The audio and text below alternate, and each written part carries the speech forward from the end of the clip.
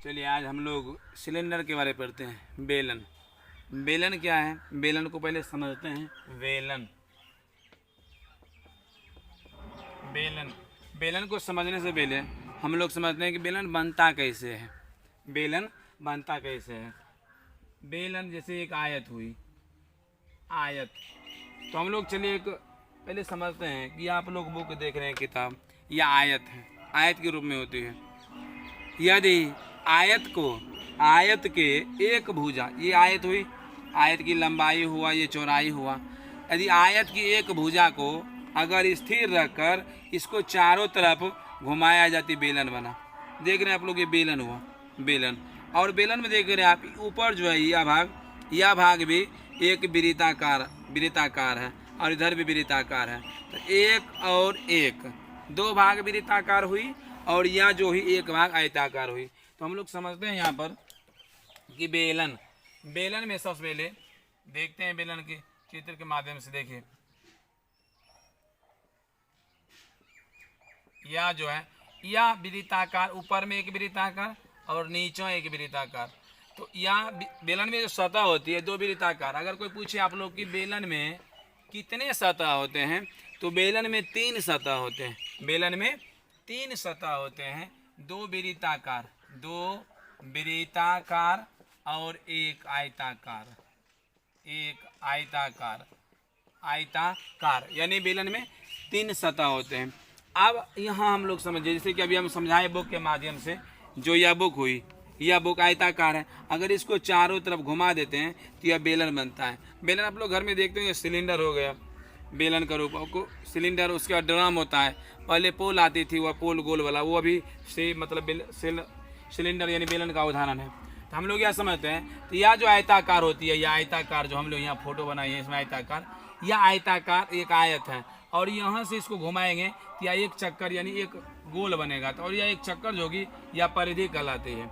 और यह होगी 2 पाई आर, यह होगी ऊंचाई यानी h।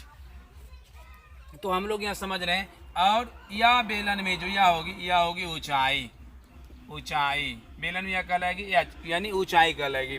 और यह पूरा कहलाएगी वृत्ताकार, यह भी कहलाएगी वृत्ताकार। एक और एक, दो वृत्ताकार सतह और एक आयताकार, तो 3 सतह होते हैं। हम लिख चुके हैं बेलन में कि 2 वृत्ताकार सतह, एक आयताकार सतह होती है। और बेलन इसी में भी यह वृत्ताकार सतह है, तो यह कहलाएगी पूरा व्यास, ऊपर में यह भी व्यास, तो यह पूरा कहलाएगी व्यास।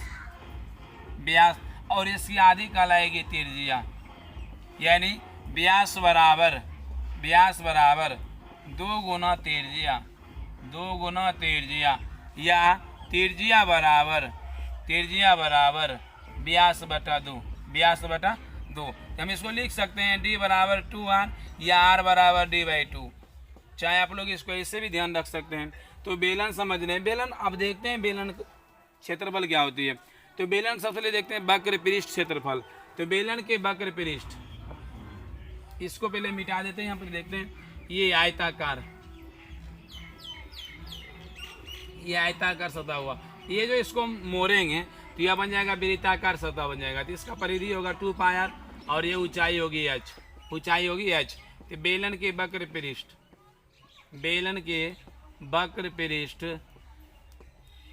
क्षेत्रफल बराबर, तो बेलन के वक्र भी क्षेत्रफल बराबर। तो हम लोग यहाँ देख रहे हैं कि वृत्ताकार जो परिधि है, हम लिख सकते हैं वृत्त के परिधि गुना ऊंचाई। तो वृत्त की परिधि होती है 2 पाई आर गुना ऊंचाई यानी h। तो बेलन के वक्र पृष्ठ क्षेत्रफल बराबर 2 पाई आर h। बेलन के वक्र पृष्ठ क्षेत्रफल बराबर 2 पाई आर h। हम यहाँ ये जो देख रहे हैं वृत्त की परिधि, और ये ध्यान रखना है आप लोग को, बेलन के वक्र पृष्ठ 2 पाई आर h। आप बेलन के देखते हैं संपूर्ण पृष्ठ, बेलन के संपूर्ण पृष्ठ। तो बेलन का संपूर्ण पृष्ठ क्षेत्रफल बराबर, या कुल पृष्ठ भी कह सकते हैं, संपूर्ण या कुल पृष्ठ भी, संपूर्ण पृष्ठ क्षेत्रफल बराबर। अभी हम लोग देखते हैं कि सबसे पहले वक्र पृष्ठ का क्षेत्रफल जोड़। तो यहाँ पर हम देखें अभी कि यह जो आयताकार, यानी सिर्फ वक्र पृष्ठ में आयताकार निकाले हैं, वक्र पृष्ठ में हम लोग निकाले हैं सिर्फ आयताकार का क्षेत्रफल। लेकिन हम यह संपूर्ण में निकालेंगे परिधि का, जिसमें बेलन में दो वृत्त बनता है, एक वृत्त या एक वृत्त या, इसका भी क्षेत्रफल होगा या वृत्त का पाई स्क्वायर और इस वृत्त का भी क्षेत्रफल होगा पाई स्क्वायर। एक वृत्त और एक वृत्त, दो वृत्त, हम लिख सकते हैं संपूर्ण पृष्ठ बराबर वक्र पृष्ठ जोड़ दो वृत्त का क्षेत्रफल, दो वृत्त का क्षेत्रफल। तो संपूर्ण पृष्ठ यहाँ हुआ 2 पाई आर एच प्लस दो वृत्त 2 और वृत्त क्षेत्रफल होता है पाई आर स्क्वायर। आप दोनों में हम देखते हैं कॉमन जो दोनों में मिलेगा उसको लेंगे। चलिए यहाँ देखते हैं कॉमन, इसमें 2 मिल रही है, 2 मिल रही है यानी 2 मिल रही है, फिर इसमें भी पाई मिल रही है और इसमें भी पाई मिल रही है, इसमें भी आर इसमें भी आर, तो 2 पाई आर कॉमन लेते हैं, फिर यहाँ बनता है एच प्लस आर, यानी संपूर्ण पृष्ठ बराबर बेलन के संपूर्ण पृष्ठ बराबर 2 pi r into h plus r, या इसको हम आर प्लस एच भी कह सकते हैं। तो बेलन के वक्र पृष्ठ बराबर 2 पाई आर एच और बेलन के संपूर्ण पृष्ठ बराबर 2 pi r into r plus h. हम यहाँ एक चीज गौर कर रहे हैं कि बार बार जितना भी क्षेत्र मिति है मेंसुरेशन में, चाहे वृत्त परिधि, चाहे त्रिज्याखंड या बेलन, शंकु, गोल, आयतन, सब में वृत्त को अनिवार्य है, यानी वृत्त। यदि आप लोग का अगर वृत्त का क्षेत्रफल पाई आर स्क्वायर, वृत्त का क्षेत्रफल पाई आर स्क्वायर और वृत्त की परिधि अगर याद होती है तो जितना भी क्षेत्रमिति सूत्र है सभी याद हो जाएगा। क्षेत्रमिति सूत्र में कुछ नहीं, सिर्फ आप लोग एक बार ध्यान दीजिए। अब ये देखिए बेलन क्षेत्रफल, बेलन के संपूर्ण पृष्ठ हो गया। अब हम लोग देखते हैं बेलन के आयतन बराबर, फिर खोखले बेलन के आयतन बराबर। तो बेलन में समझ गए आप लोग। अब हम लोग यहाँ देखते हैं बेलन के आयतन बराबर, बेलन के आयतन बराबर, तो बेलन के आयतन बराबर होता है आधार के क्षेत्रफल गुना ऊंचाई, यानी वृत्त की क्षेत्रफल, आधार के क्षेत्रफल गुना ऊंचाई। हम इसको वृत्त भी कह सकते हैं, वृत्त की क्षेत्रफल गुना ऊंचाई। तो वृत्त की क्षेत्रफल क्या होती है पाई आर स्क्वायर और ऊंचाई एच। तो बेलन की क्षेत्रफल क्या, आयतन क्या हो गया पाई आर स्क्वायर एच।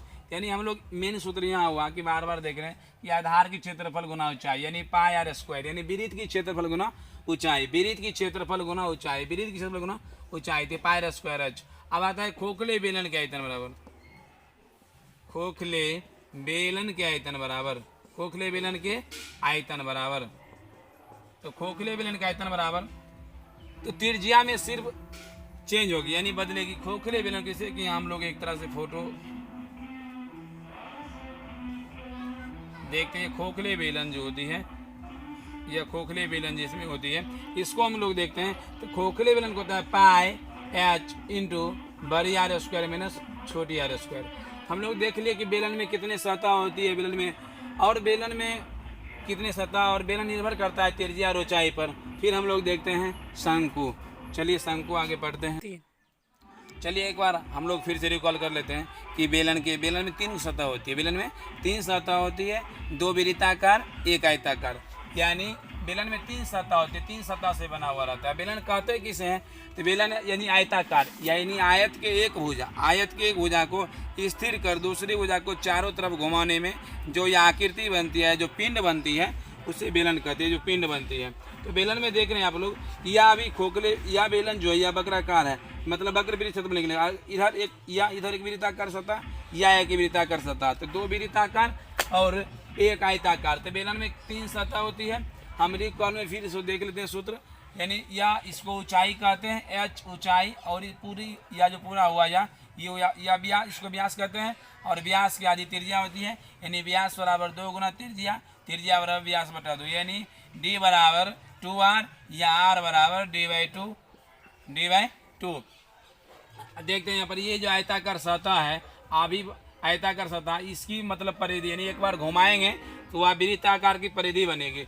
यानी बेलन के वक्र पृष्ठ क्षेत्रफल बराबर 2 पाई आर एच, बेलन के वक्र पृष्ठ 2 पाई आर एच। इसको हम अभी जस्ट पहले बताए थे, यह जो है यह वृत्त की परिधि हुई, वृत्त की परिधि या हुई ऊंचाई, और उसके बाद बेलन के संपूर्ण पृष्ठ 2 pi r into r plus h, 2 pi r into r plus h. बेलन के आयतन बराबर पाई आर स्क्वायर एच, खोखले बेलन के आयतन बराबर पाई एच इंटू बड़ी आर स्क्वायर माइनस छोटी आर स्क्वायर। और पाई का मान तब तक हम, पाई का मान जब तक अगर हिसाब में अगर नहीं कहा जाए कि 3.14 लेने के लिए तब तक हम पाई का मान 22/7 ही यूज करेंगे। ये अगर कहते हैं ऐसा में कि पाई का मान यानी पाई बराबर 3.14 ले तो हम पाई का मान लेंगे, नहीं तो अन्यथा 22/7 ही मान लेंगे। तो एक दोबारा वीडियो को देखिए और फिर हम आगे कल बढ़ते हैं।